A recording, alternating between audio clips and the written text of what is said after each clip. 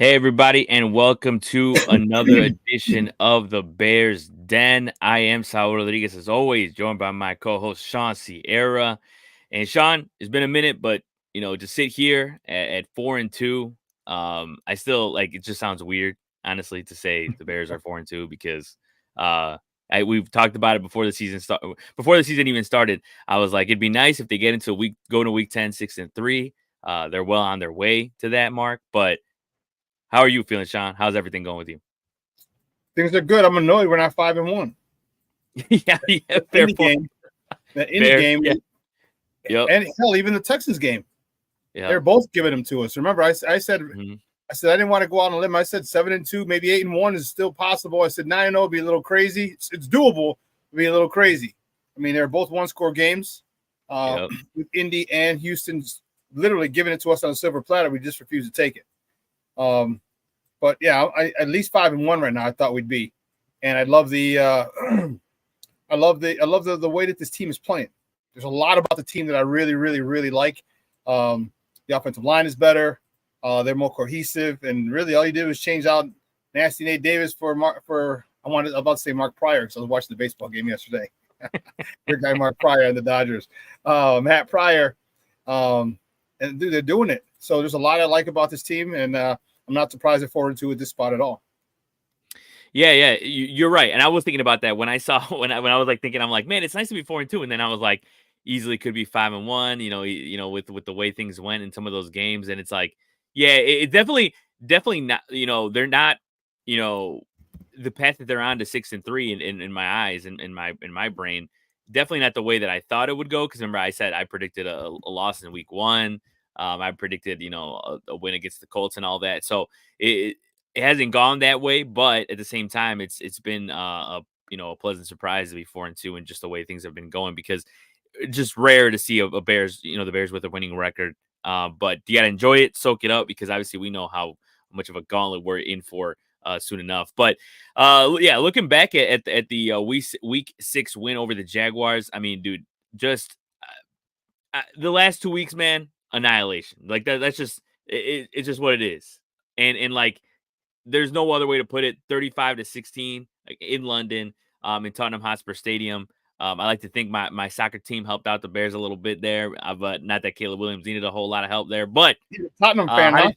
Yeah, yes, sir. Yes, sir. You already know. Okay. That's why I've been hyped this whole time that they been talking about Tottenham Hotspur Stadium like in like local news stations. I'm just like, it's just nice to hear that. But how did you feel about that win, man? Because look, people are gonna say what they say, and it's always about oh, that the Bears are beating the bad teams. Like, who cares? And it's like the way I see it is, and I was trying to explain this to my brother who doesn't watch a lot of football, doesn't watch a lot of sports. I'm like, the thing about the Bears is that the last hell decade is like maybe even more so.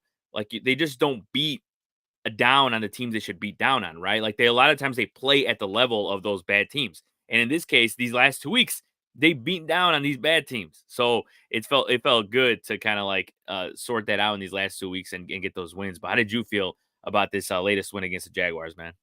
Well, I said it 2 weeks ago, and I said it again before this past game. I said, you know what? I said this is going to be a reflection on Coach Flus. I said if this team gives the Jaguars the respect that they deserve as professional football players, doesn't matter what the record is. You give them the respect that they deserve, the Bears will blow them out. And I said that the week before, and sure enough, Matt Eberflus had those guys prepared. You give your opponent, you always give your opponent the proper respect they deserve. They're professionals. They make money just like you. They're multimillionaires. There's Pro Bowlers on that side of on the other sideline as well. You respect them and you prepare like you would any other game. You don't cut corners. You don't do anything. And I think that's a big a tip of the hat to Matt Eberflus to keep those guys in check and make sure that they didn't overlook their opponent because they're far Jaguars, and I like that. So I was really, really happy about that. Again, big tip of the cap to Matt Eberflus for keeping those guys focused and doing that. So, if people complain, I mean, who are we supposed to play? Who were we supposed to beat last week? Not the Chiefs. They're not on our schedule. So you play who's in front of you, right? And the problem is if you don't, lay the smack down on their candy ass, then everyone's having a problem. Exactly. All right, then there's an issue. oh, well, you're supposed to beat this. You're supposed to put up 35 on this team. You're supposed to. Well, and if you didn't, you scored 21. They're like, what's wrong? So it's a no-win situation, okay? And I'd much rather be on the side of talking about, hey, you know what? They're a crappy team. They beat the hell out of the crappy team. Because trust me, when we were a crappy team, people beat the hell out of us. I don't think anyone gave a rat's ass. So no one cared. And you know what? Nope.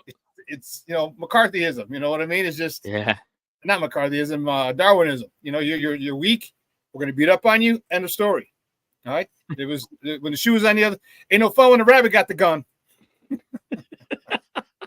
Exactly. It's food chain, man. Food chain. All it is. It's like, and yeah, I agree with you. I mean, there's it is definitely a lose-lose situation, which is funny to say after a win, but it's just, people are always going to talk, and it's just funny to see that. But yeah, the Bears have put up 35 points or more in the last 2 weeks. And yeah, just the offense coming alive, full on, and having Caleb Williams. I mean, Caleb Williams, the last, 3 weeks has had a passer rating of 122.8.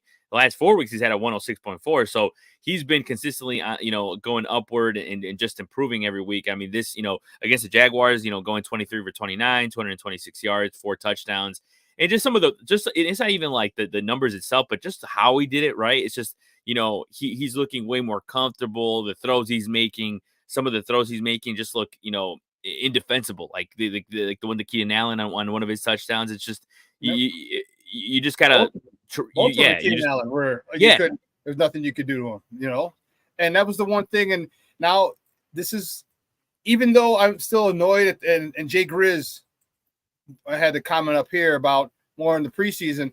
It's still a situation where the Bears are benefiting from Caleb, from their access to Caleb's access to the playbook early, all right, before he was drafted, which was documented, all right, and then the preseason, all right, they played the Hall of Fame game, so they were actually on the grass together with their coaches sooner, all right, all that stuff helps.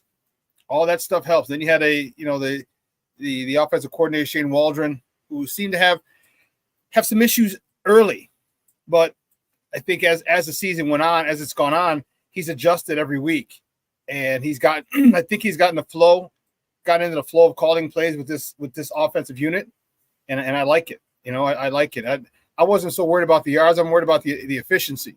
The passes are great, and what they're doing is, if you notice, they were doing a lot of short passes early. Remember, we were talking about the screens and this and this, and now they're going to intermediate, 10, 15 yards, 20 yards, all right? Because none of these plays, we're not going deep downfield. You don't see DJ Moore streaking down the sideline.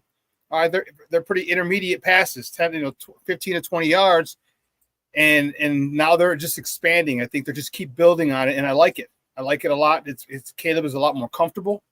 All right, this offensive line with their protection, because they're able to run the ball. They have a little more time for Caleb, and he's doing his thing, man, and it's great to see. It's really, really, really great to see. Yeah, of course, and it's one of those things too, where it's it's the coaching. You got to give credit to Shane Waldron a little bit more about just what they've been able to do now, and a little bit more, because obviously we look at this and we're like, oh yeah, Caleb this, Caleb that, but at the end of the day, look, Shane Waldron had a terrible start, and now it's looking a lot better. And I feel like you got to give credit to that, as well, as you said, with the coaching staff, as we always say, right? Coaching matters, right? And it's just people undervalue that. So if you're gonna talk smack when they're doing horribly, they got to do great. People got to give credit to the coaching staff as well. But I did want to show a little bit of the highlights from Sunday as the Bears took down the Jaguars in London. Let's take a look. 8-play drive. Williams gets out of trouble to his left. Now he keeps it again. He's got a lot of room. Williams inside the 5. Let's throw into the end zone. There's Komet doing it all here in London. Just get it away. Williams, nice, quick dart throw to Keenan Allen. Keenan Allen touched 4 yards shy of where they thought he wound up. At any rate, it's 1st and 10. There's Swift on a screen, making his way through, down to the 8-yard line. Gain of Williams over the middle. Keenan Allen, touchdown.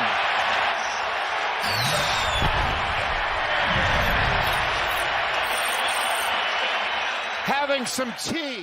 On those short, quick throws, letting us know the young man really knows what he's looking at today. There's Swift on the pitch. Nice move. DeAndre Swift. Caleb Williams. Quick throw. That one is Mercedes Lewis against the Jacksonville Jaguars 19 years after Jacksonville drafted him. Toss to Swift. He's got a crease and makes a move down to the 30. Yeah, there you have it. I mean, look, DeAndre Swift, once again, cooking, and they're letting him cook, and it's like that's the most important part. I mean, 3 straight games of 70 yards or more and at least a touchdown.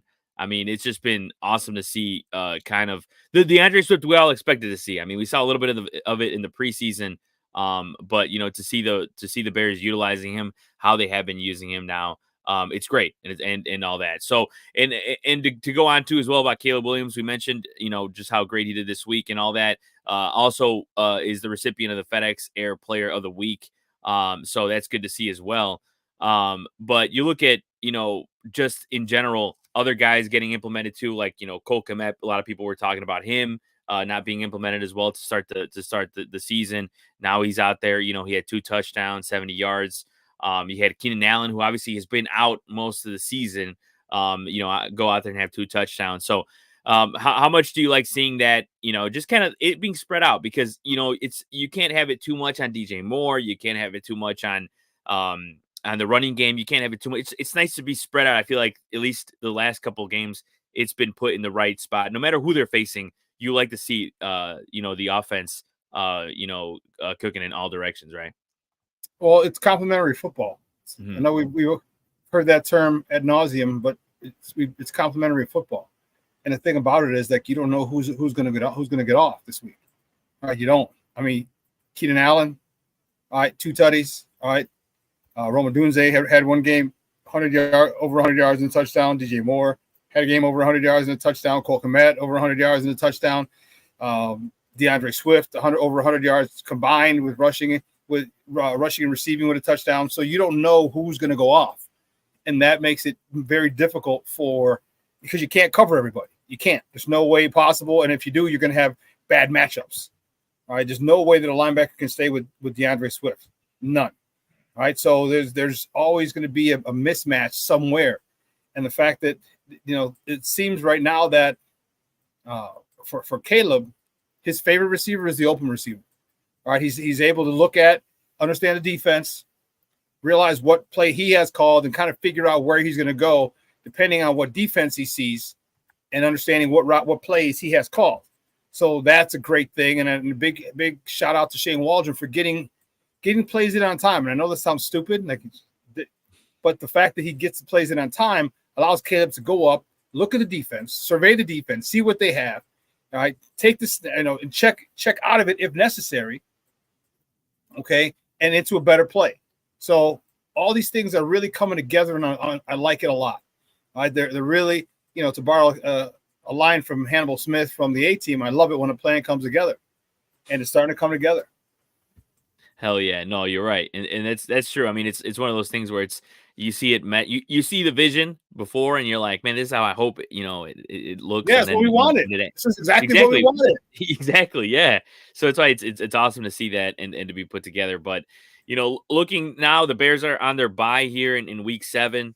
And they're starting to look ahead to the Commanders in week 7, or in week 8, excuse me. But for you personally, what are some things that you still want them to work? Obviously, I think the biggest thing is still, as much as you mentioned, the offensive line is looking better, right? It's not perfect, but it's looking better. But what are some things in general, including that, if you would like, that you would like to see the Bears work on or focus on during this bye week? Back to the fundamentals. Go right back to the fundamentals. All right, get blocking and tackling. All right, that's the name of the game. All right, the offensive line after a first couple of weeks have really gotten in sync, so to speak. You take out Nate Davis, put in Matt Pryor. All right, this guy's getting up to he's comboing block to the second level. You're getting guards on linebackers, which is making a lot more a lot clearer running lanes for DeAndre Swift or Roshan Johnson. I want to see them continue to do that. All right, because listen, if you're able to run the ball, we're going to be able to destroy you with the pass. All right, there's just no ifs, ands, or buts, and that's the one thing. Everything is set up. This, and football is football, and people can sit there and throw the ball a million times if you want, but there's some things that are still tried and true. If you can run the ball and stay ahead of the sticks, you're going to have a very good explosive offense, and we know the weapons we have. We know. I just mentioned every single one of those guys has already had over 100 yards, all right, in a tutty. Okay, so you never know what's going to happen, whose turn it is, because and it might be J.J. Swift's turn on the ground. He might get 120, 130 on the ground, or 160, 180 combined. So I want to see them get back to the basics, continue to make that keep that run game nice and sharp, keep it effective, all right, and I want to see some more intermediate to deeper passes, all right? Give me some more 15, 20-yard passes and deeper. All right, and like I said, I think it seems like they're building. They've worked on the short game a couple of weeks. Now they're getting some more intermediate passes. Give me intermediate to deeper passes, and I'll be happy moving forward. Yeah, that's true. It's definitely not a finished product, and you like to see some more improvement, and there's always room to improve there as well. And of course, the Bears, one of the big news items of the week is also the fact that their game against the Commanders next week has been flexed. They moved it from 12 o'clock to the 3 o'clock window. They're now the game of the week for CBS, 3:25 p.m. How'd you feel about that? Because it's not often that the Bears get their game flexed. I feel like most of the time it's when it's Bears Packers and they move to Sunday night and the Bears promptly lose. So I'm excited to see that battle of Caleb Williams and Jaden Daniels. But I think that's something I hope most people watch, because man, I mean, it's a big game.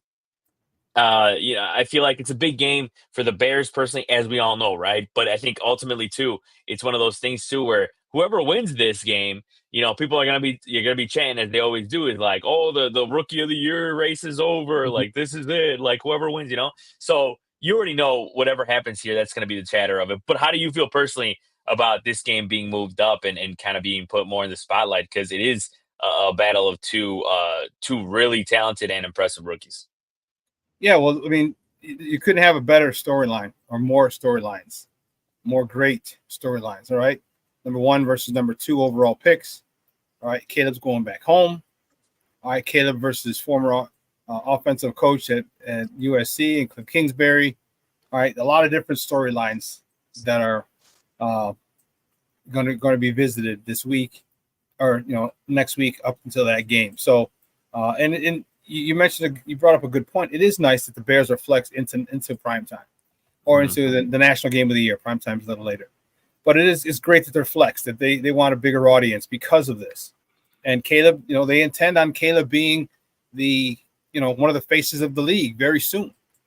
All right, I don't know how if Jaden Daniels is going to continue to play this level of play, but they're anticipating Caleb only getting better and being one of the faces. So now you're getting more exposure to your future face of the league. It's a far cry from before, when we sometimes we wouldn't have those opportunities to be the game of the week, or they flex us out of it. It's good to see that the networks really want to see the Chicago Bears in front of a bigger audience. Yeah, you're right. It's either we get flexed out. That is true, and it's awesome, and I can't wait. I can't wait for that game, because it's I feel like one of the besides the Texans game, it's one of the first like big matchups of the season. I mean, it's gonna be, you're looking ahead. I mean, like, just you got the Commanders, and then you got Arizona with Kyler Murray and Marvin Harrison. And then you kind of get a little bit of a lull with the Patriots, but then of course we start that gauntlet for the rest of the season, where it's Green Bay, Minnesota, Detroit, San Francisco. So, it's a good little warm up for the rest of the season to see how it goes, because that game's gonna be tough, and just no matter what it is, and hopefully the Bears are able to come out with a win there. But now moving on to the rest of the league, and it still kind of pertains a little bit to the Bears in general here, but the NFC North, is looking they're looking like the best division in the NFL, bar none. Like, it's like, I don't know if I've ever seen something like this before, but it is a historic start to the year. With that, it's just, you look at down the line, and it's just, you got Minnesota with, out here 5-0, and it's just insane. Like, how do you looking at that, Shawn? And you've been watching football longer than me, man. Like, have you ever seen anything like this when it comes to the division? Because I feel like for the longest time, it kind of, you know what it kind of feels like, and I could kind of relate this to. It feels almost like the AL Central, where, like, I know despite the White Sox, obviously, but the AL Central on the come up, you know, they were like, hell, the division series, 3 of those teams were from the AL Central. The Midwest is being represented, right? Yeah. So how do you feel that now that, like, the Midwest in the NFL is kind of like, is getting a little more respect now in the NFL? Because I feel like it's been a long time coming with these teams. It has, and you know what? This is hands down, there's no argument that this is the best division in football. 17-5 is the record. 5 losses. All right. We've all played 6 games, so that's 24 games. It's only 5 losses. That's impressive. All right. No one in there, unless you lived in Minnesota, thought Minnesota was going to be undefeated. Yeah. Okay. No, Detroit. Excuse me. You kind of were hoping to build off of what you did last year, get into the NFC Championship game. So that wasn't unexpected. The Packers, you never can really count them out. So that wasn't unexpected. The Bears were the team that was really surprising everybody, and they're helping basically with the curve, so to speak. They're 4-2. Actually, they're ahead if you're going by point differential over the Packers, so they'd be technically in 3rd place. And it reminded me of the time, like, in the AFC North. At one point, I forgot they all had winning records, but this is definitely the toughest division. Great quarterbacks in each team, great play callers, and that's the thing we keep forgetting. We mentioned coaching matters, but look at the coaching. Look at the coaching. You know, in Minnesota, Kevin O'Connell, phenomenal play caller. Okay, in Detroit, OG Ben Johnson. All right, great play caller. I swear I was hoping he'd get a head coaching gig to get his ass out of there and away from Jared Goff. You know what I mean? I was really, really hoping, but he's back. And then Matt LaFleur in Green Bay, and now we got Shane Waldron. But now we're on par. Our play caller is on par with those play callers, and it took him a couple weeks to get used to the toys he has. I think he's gotten a hold of it, and I think you're going to continue to see more creative plays drawn up, more scoring. And this is tough, man. It's going to be depending on how good your defense is. Could be determine who the division champ is, because we all got good offenses. You got good defenses to stop. That's the question. Yeah, exactly. And I think all 4 teams have a way to stop each other, and it's just that's why that like last chapter of the season is just like no one's gonna be. I think the rest of the league is not gonna be prepared to see what happens there, because they're gonna eat each other up, and it's gonna be just blood and guts, and it's gonna be crazy. Like, we're in Halloween, season, so that blood and guts is the theme here, and that's what you're gonna see in the last chapter of the season, because it's gonna be crazy. But kind of switching over to the rest of the league a lot more, and let me preface this by saying that this part totally forgot about to put this in the rundown, Shawn, but this is a big part of the last week of people have been talking about, and it's Justin Fields and Russell Wilson in Pittsburgh, and about, like, being replaced and all. And let me preface this again by saying as well that has nothing to do with Justin Fields and Caleb Williams. I want to, because people are still doing that on Twitter, which is crazy to me. So this is just on its own, but it's just been crazy to hear kind of like the Pittsburgh chatter and seeing all that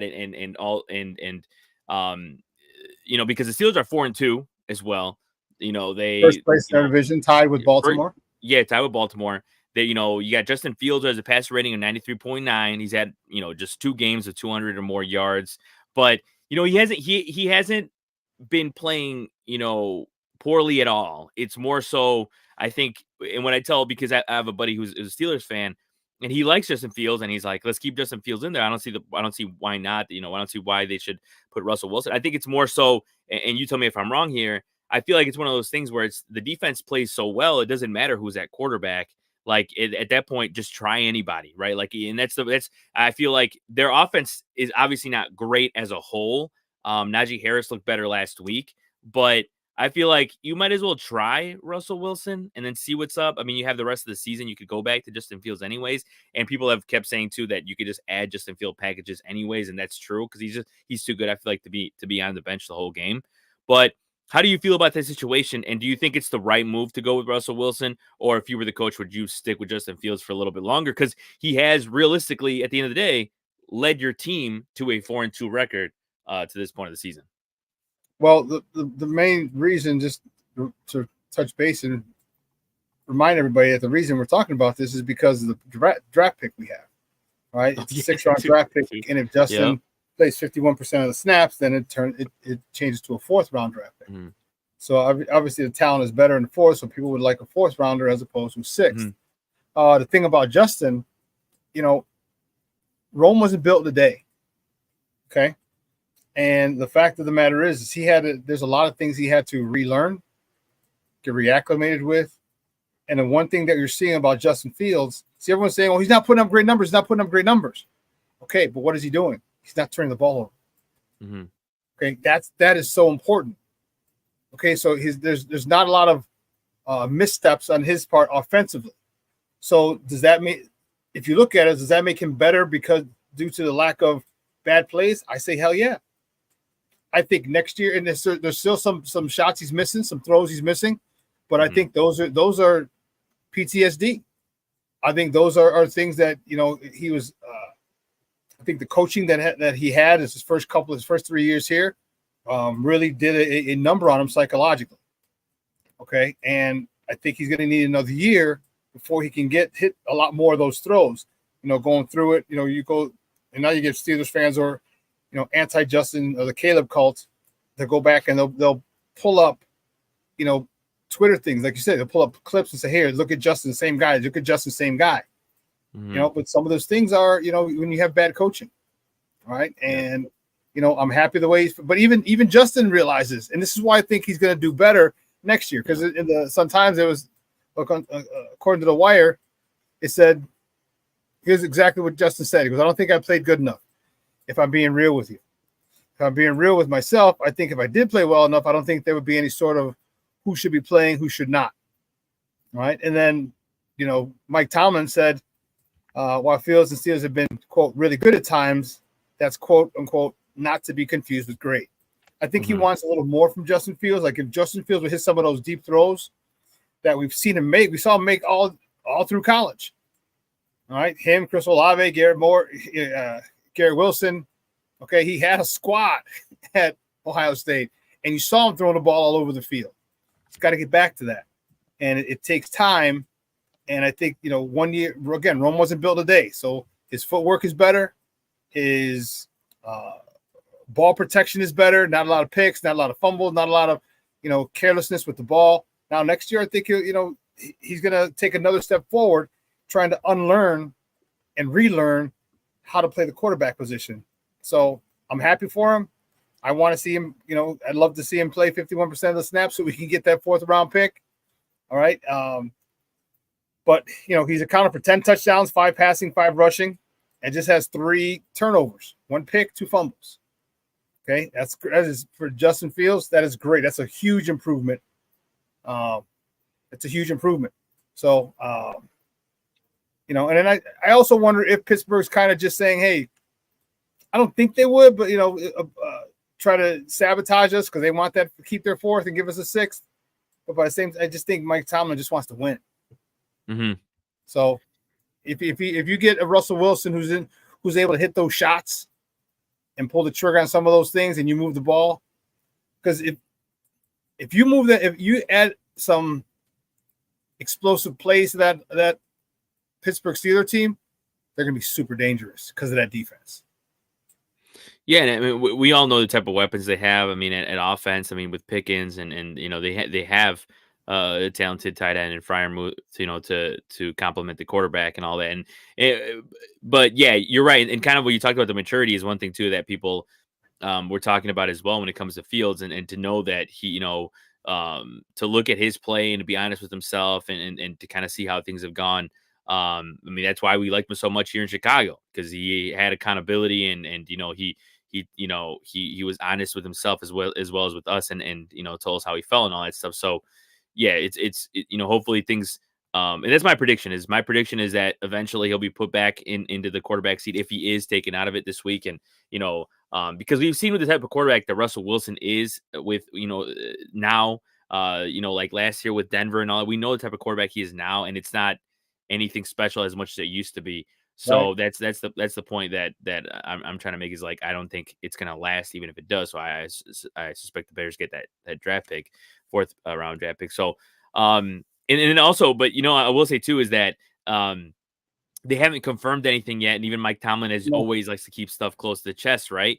Mm-hmm. And I just saw before we came on too, there was a clip, and Pickens basically leaked it out himself, because they were like, he said that him and Russell Wilson have been getting a lot more reps with each other, and he's like, yeah, and he said, like, quote unquote, like, because this is his first start, and so so there you have it. I mean, most likely it will be Russell Wilson this weekend. I mean, they got a Mm-hmm. Sunday night game, so that's gonna be crazy. But Yep. that just adds. I mean, Pickens, as talented as he is, obviously he's had problems on and off the field. So it just adds to what I think is gonna be a great season of AFC North Hard Knocks, because whenever that comes out, because I think it's gonna come out next month, I think.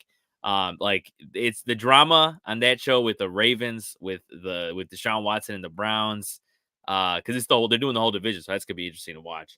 But looking at other big notes of the rest of the league this week, Devontae Adams to the Jets, Amari Cooper to the Bills. What did you think about those trades? Because the Devontae Adams ones seemed imminent. Like, we just kind of expected him to go, if he went anywhere, it would be the Jets. And they had that whole thing with Aaron Rodgers on the Pat McAfee show, and Devontae Adams comes out of nowhere, and it's like people were joking, saying that the last 2 weeks Devontae Adams has just been living with Aaron Rodgers, probably Yeah. because where has he been? Hadn't been seen.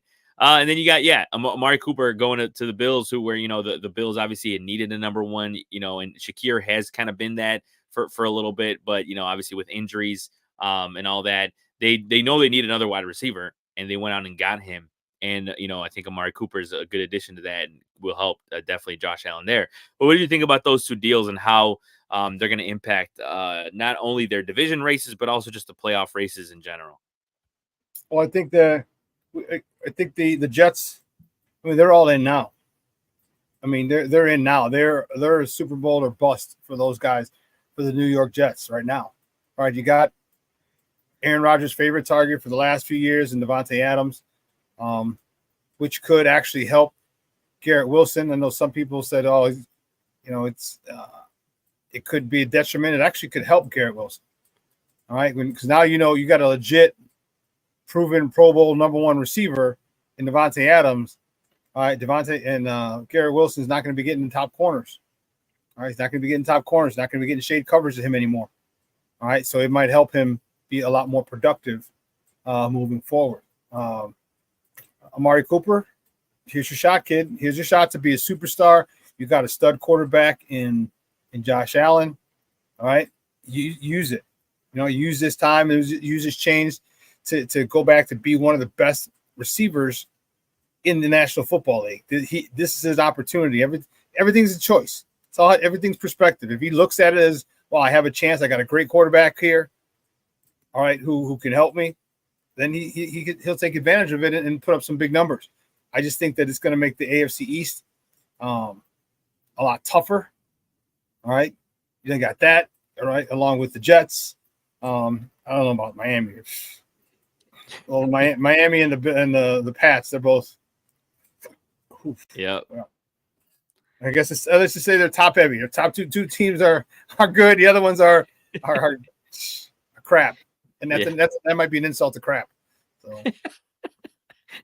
Yeah, no, it's like we're all just wondering what the hell's going to happen in the quarterback room for Miami, and even with that, I don't see much positivity in the rest of their season, because it's a mess in general, and the Pats are the Pats. They threw in Drake May, survived the week, but still got beat up quite a bit. So yeah, we'll see. It's going to be I think these trades are definitely going to impact the playoff races in my eyes, and I think, as you mentioned, I think it's going to help Garrett more than it's going to hurt him. I think, because I mean, he gets more open, and then also I mean, they have way more weapons than I think people give them credit to. I mean, Lazard is always teaming up with Aaron Rodgers and just, having these amazing games on primetime and all this. So they're going to do well. And obviously with Josh Allen and Amari, I mean, it's only going to help the Bills offense and because they definitely need it, especially with, injuries to Cook and all this stuff. And obviously they had Ray Davis, but he's also questionable this week. So who knows how that ends up turning out. So it's going to be interesting to see how that turns out. But I think that's a good place to wrap things up for this edition of the Bears Den. I want to thank, as always, my co-host, Shawn Sierra. Check out all our coverage on War Media and Sports Zone Chicago. On War Media, you got the App Ad podcast. You got Slam Society. And then, of course, on Sports Zone Chicago with Sean and Maya, you got Second City Sports with Lakina and Sis. So check out all that. And, of course, follow us on all the socials. Thank you for watching another edition of the Bears Den. For Saul Rodriguez, Shawn Sierra. You guys have a good one.